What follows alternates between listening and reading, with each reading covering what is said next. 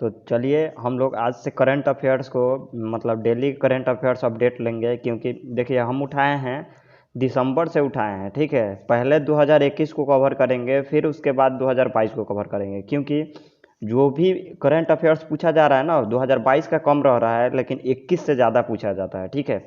तो इसलिए हम लोग परीक्षा को देखते हुए हम लोग 2021 को स्टार्ट कर रहे हैं, उसके बाद 22 को स्टार्ट करेंगे, ताकि 22 का ताज़ा ताज़ा रहेगा, ठीक है। तो पहले 21 को हम लोग देख लेते हैं। तो 21 में भी दिसंबर से हम उठाए हैं, ठीक है। तो दिसंबर से देखिए पहले 1 मंथ का करेंगे, ठीक। उसके बाद 1 मंथ का 100 क्वेश्चन टॉप टॉप ले लेंगे, उसके बाद फिर 1 मंथ का 100 क्वेश्चन लेंगे, ठीक है। तो अभी हम लोग लेके चलते हैं 30 क्वेश्चन ही आज लेंगे, क्योंकि ज़्यादा देर का भी होगा तो आपको बोरिंग महसूस होगा, ठीक है। इसलिए आप देख भी लेंगे और पता भी नहीं चलेगा, और पता चल जाएगा कि आप कितना सही लगा रहे हैं। आप कमेंट में ज़रूर बताइएगा कि आप कितना सही लगा रहे हैं, ठीक है। तो चलिए पहला क्वेश्चन से स्टार्ट करते हैं। देखिए पहला क्वेश्चन क्या बोल रहा है। वर्ष 2021 के लिए अटल नवाचार संस्थानों की रैंकिंग मतलब ARIIA हाल ही में जारी की गई थी। इस रैंकिंग में निम्नलिखित में से किस संस्थान ने पहला स्थान प्राप्त किया है। तो देखिए ये 2021 में अटल नवाचार संस्थान की रैंकिंग में पहला स्थान जो मिला है ना, वो मिला है आपको IIT मद्रास को मिला है, ठीक है। तो इसका राइट आंसर होगा IIT मद्रास। देखिए वर्ष 2021 के लिए अटल नवाचार संस्थान की रैंकिंग 29 दिसंबर को जारी की गई थी। इस रैंकिंग में एक बार फिर IIT मद्रास ने केंद्र पोषित श्रेष्ठ संस्थानों में पहला स्थान प्राप्त किया। इसके बाद IIT बम्बई और IIT दिल्ली का स्थान है, मतलब कि इसमें पहला स्थान है IIT मद्रास का, उसके बाद IIT बॉम्बे और IIT उसके बाद दिल्ली, तीसरा नंबर पे IIT दिल्ली का स्थान है, ठीक है। तो चलिए अब नेक्स्ट क्वेश्चन की तरफ बढ़ते हैं। नेक्स्ट क्वेश्चन देखिए क्या बोल। भारतीय सेना ने निम्नलिखित में से किस स्थान पर क्वांटम प्रयोगशाला और कृत्रिम बुद्धिमत्ता केंद्र की स्थापना की है। तो ये स्थापना जो हुआ है ये आपको इंदौर में हुआ है, ठीक है। तो इसका राइट आंसर इंदौर होगा। तो ऑप्शन ए इसका राइट आंसर होगा। तो देखिए भारतीय सेना के मध्य प्रदेश में क्वांटम प्रयोगशाला और कृत्रिम बुद्धिमत्ता केंद्र की स्थापना की गई है। इसकी स्थापना राष्ट्रीय सुरक्षा परिषद सचिवालय के सहयोग से Indore military college of telecommunication engineering में की गई है। इसका उपयोग प्रौद्योगिकी के प्रमुख विकासशील क्षेत्र में अनुसंधान एवं प्रशिक्षण के लिए होगा, ठीक है। तो इसका राइट आंसर इंदौर होगा। फिर नेक्स्ट क्वेश्चन की तरफ बढ़ते हैं। प्रधानमंत्री नरेंद्र मोदी ने हाल ही में रेणुका जी बांध परियोजना की आधारशिला रखी थी। इस परियोजना के संदर्भ में निम्न कथनों में से कौन सा कथन सत्य है। तो देखिए यह देखिए क्या बोल रहा है। प्रधानमंत्री नरेंद्र मोदी ने हाल ही में रेणुका जी बांध परियोजना, तो रेणुका जी बांध परियोजना का मामला ऐसे में कथन पूछ रहा है कि कौन कौन सा सही है। तो देखिए यह परियोजना हिमाचल प्रदेश में है, बिल्कुल ये एक नंबर जो तर्क है वो सही है। ये जो परियोजना चलाया गया है ये हिमाचल प्रदेश में चलाया गया है, ठीक। रेणुका जी बांध परियोजना गिरी नदी पर तैयार किया गया है, ये भी सही है। गिरी नदी पर ये तैयार किया गया है रेणुका जी बांध परियोजना। इस परियोजना में 6 राज्य शामिल है, ये भी बिल्कुल सही है। तो इसका राइट आंसर होगा ऑप्शन डी। देखिए 1 2 3 तीनों सही है, तो ऑप्शन डी इसका राइट आंसर होगा। फिर नेक्स्ट क्वेश्चन की तरफ बढ़ते हैं। नीति आयोग ने हाल ही में स्वास्थ्य सूचकांक का 4था संस्करण जारी किया था। इस सूचकांक के अनुसार निम्नलिखित में से कौन सा राज्य शीर्ष स्थान पर रहा। तो नीति आयोग मतलब स्वास्थ्य सूचकांक जारी किया। इस स्वास्थ्य सूचकांक में पहला स्थान जो मिला है वो केरल को मिला है, ठीक है। फिर नेक्स्ट क्वेश्चन की तरफ बढ़ते हैं।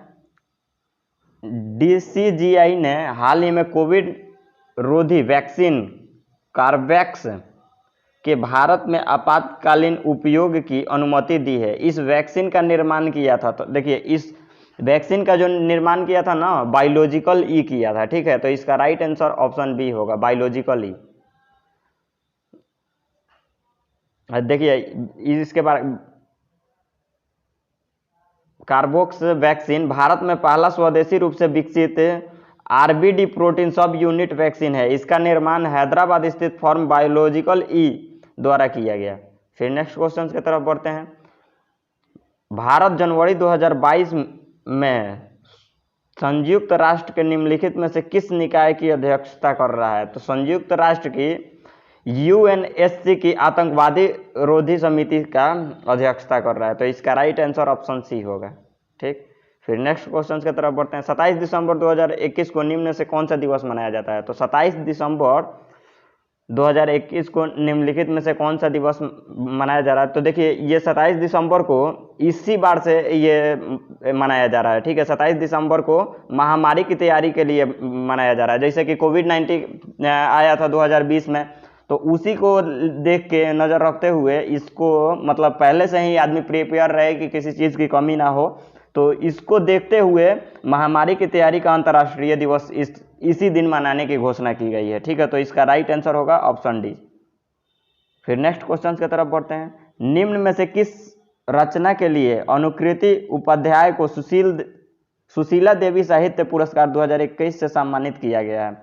तो ये जो मनाया गया है ना किंतसुंगी जो है, इसका राइट आंसर होगा। देखिए प्रसिद्ध लेखिका अनुकृति उपाध्याय को सुशीला देवी साहित्य पुरस्कार से सम्मानित किया गया है। उन्हें यह पुरस्कार उनके उपन्यास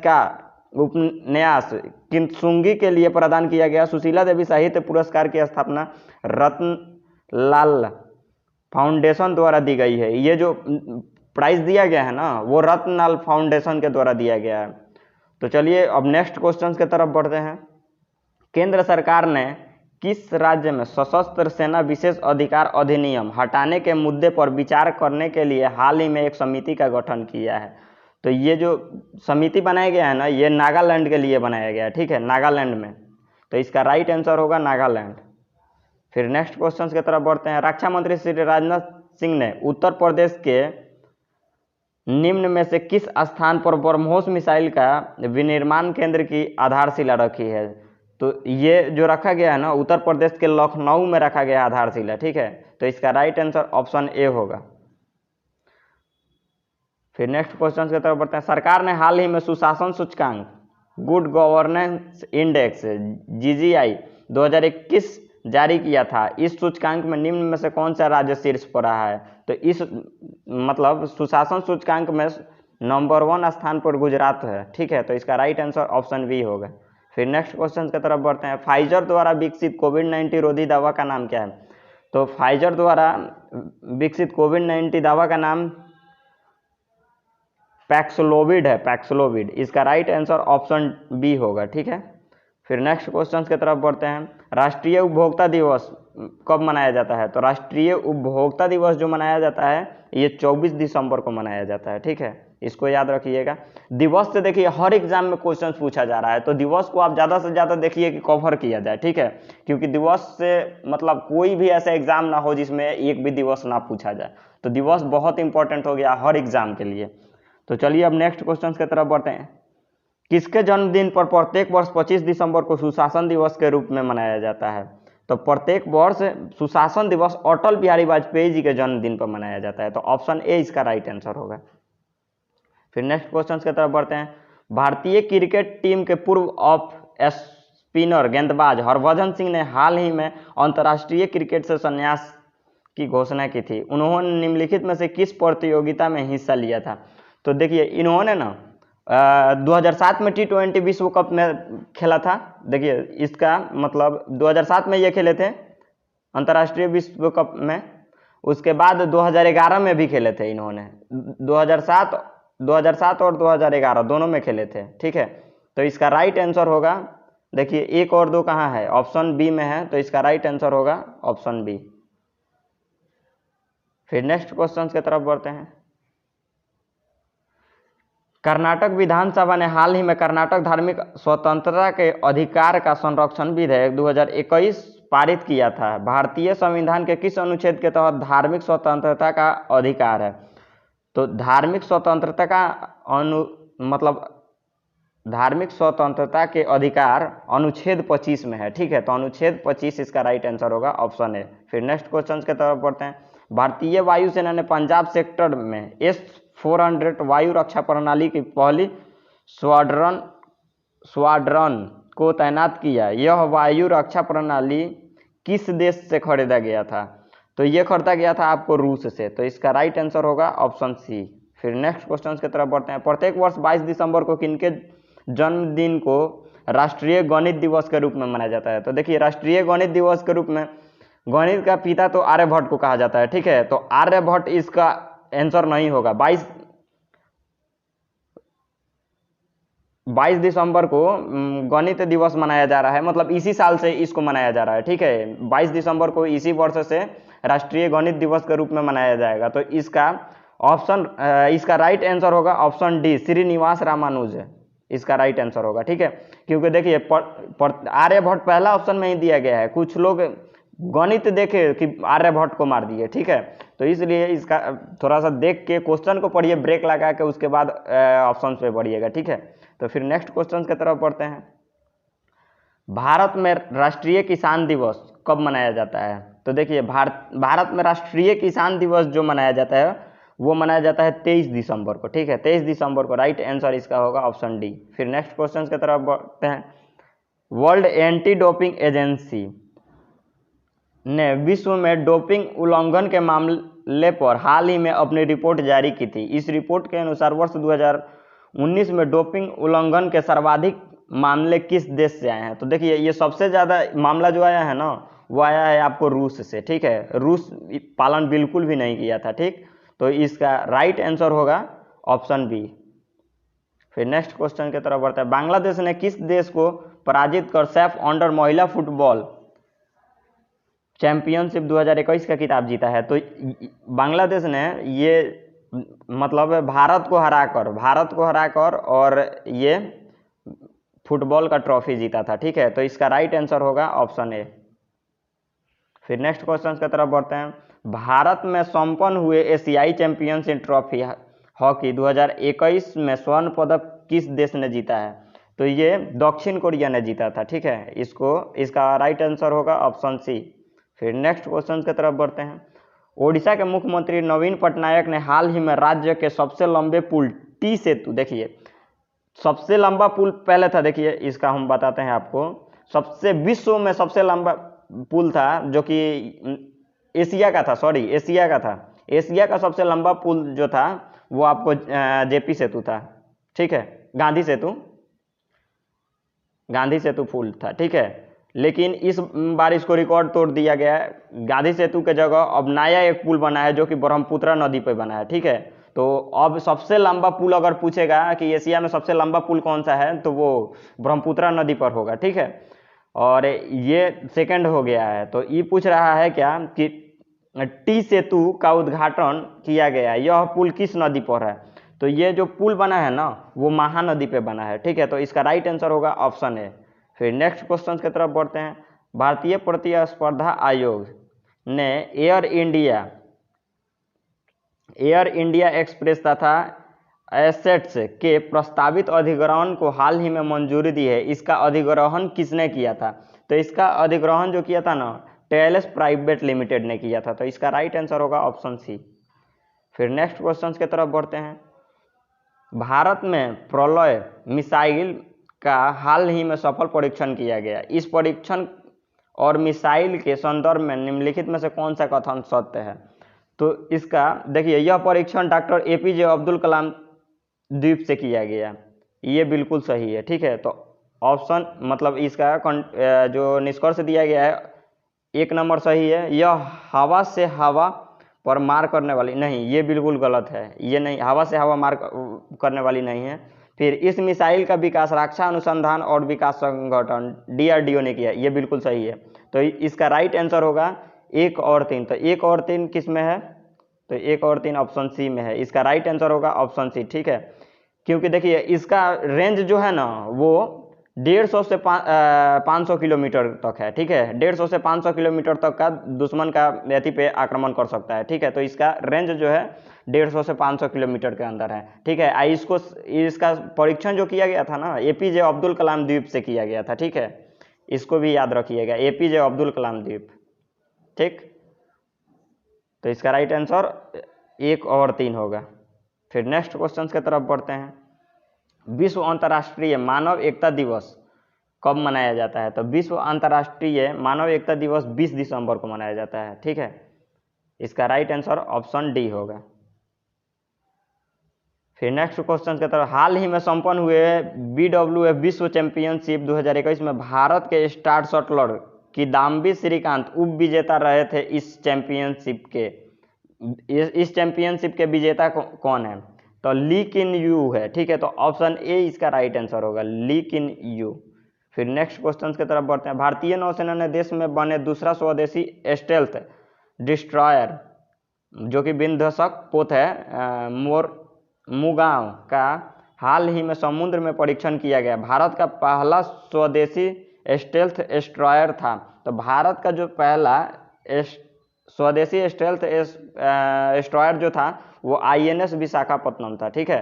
तो इसका राइट आंसर ऑप्शन सी होगा। फिर नेक्स्ट क्वेश्चन की तरफ बढ़ते हैं। तीसरा भारत मध्य एशिया संवाद 1920 दिसंबर को नई दिल्ली में आयोजित किया गया था। इस संवाद में निम्न में से किन देशों के समूह ने हिस्सा लिया था? तो इनमें जो हिस्सा लिया था ना, कजाकिस्तान, किर्गिस्तान, गणराज्य तजाकिस्तान, तुर्कमेनिस्तान, उज्बेकिस्तान, ये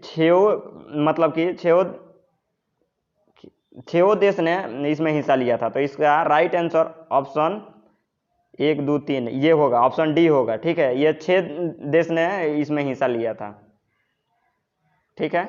तो इसको याद रखिएगा। फिर नेक्स्ट क्वेश्चन की तरफ बढ़ते हैं। ऑप्शन डी इसका राइट आंसर है। फिर नेक्स्ट क्वेश्चन, 19 दिसंबर को गोवा अपना मुक्ति दिवस मनाता है। गोवा के संदर्भ में निम्नलिखित कथनों पर विचार करें। तो देखिए, सबसे पहले पुर्तगाल आए थे, ठीक है। उसके बाद ही मतलब कोई आए थे, डच आए, डेनिश आए, अंग्रेज आए, ठीक है। उस पुर्तगाल के बाद में ही आए थे। सबसे पहले देखिए 1498 में पुर्तगाल आए थे। उसके बाद इन्होंने पूरे मतलब कि भारत पे राज किया। उसके बाद मतलब फ्रांसीसी आए, डच आए, ये लोग आते गए। उसके बाद इन्होंने सब लोग राज किया, ठीक है। तो सब लोग बीच में ही चले गए, लेकिन सबसे अंतिम में 1961 में पुर्तगाली गोवा को आज़ाद किया था, ठीक है। तो सबसे अगर पूछता है क्वेश्चन कि सबसे पहले पुर्तगाल आया, सबसे अंतिम में कौन आया, तो सबसे अंतिम में कौन गए, तो पुर्तगाल ही गोवा को आज़ाद करके गए। तो देखिए इसका पहला कंडीशन क्या बोल रहा है, 1961 में 19 दिसंबर को गोवा फ्रांसीसियों से आज़ाद कराया। तो ये तो बिल्कुल गलत है, फ्रांसीसियों से थोड़ी आज़ाद कराया गया था। अभी बताया आपको कि सबसे अंत में पुर्तगाल ही गए।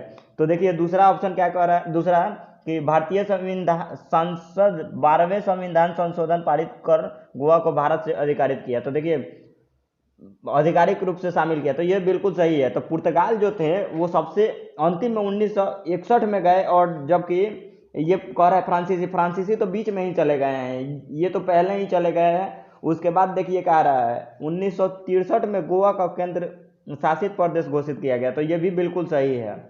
तो देखिए 1961 वाला गलत है। 1961 में 19 दिसंबर को गोवा आज़ाद हुआ है, लेकिन पुर्तगालियों से आज़ाद हुआ है। तो इसका राइट आंसर होगा ऑप्शन 2 और 3, ऑप्शन बी इसका राइट आंसर होगा। तो चलिए, वीडियो देखने के लिए बहुत बहुत धन्यवाद। और हम आज इतना ही रहने देते हैं, 30 क्वेश्चन से लिए हैं टोटल, क्योंकि फिर ज़्यादा लंबा वीडियो हो जाएगा तो देखने में भी बोरिंग होगा, ठीक है। तो इसलिए 30 क्वेश्चन से रहने देते हैं। उसके बाद फिर मिलते हैं नेक्स्ट वीडियो में। तब तक आप इसको बताइए कि आप कितना सही किए हैं इसमें से, और कैसा लगा वीडियो, ये कमेंट में ज़रूर बताइए। और वीडियो देखने के लिए बहुत बहुत धन्यवाद। और अभी तक आपने हमारे चैनल को सब्सक्राइब नहीं किया तो सब्सक्राइब कर लीजिए, और बेल आइकन भी दबा दीजिए, ताकि मैं जब भी वीडियो डालूँ आपके पास नोटिफिकेशन चला जाए। तो चलिए फिर यहीं पे समाप्त करते हैं। बहुत बहुत धन्यवाद।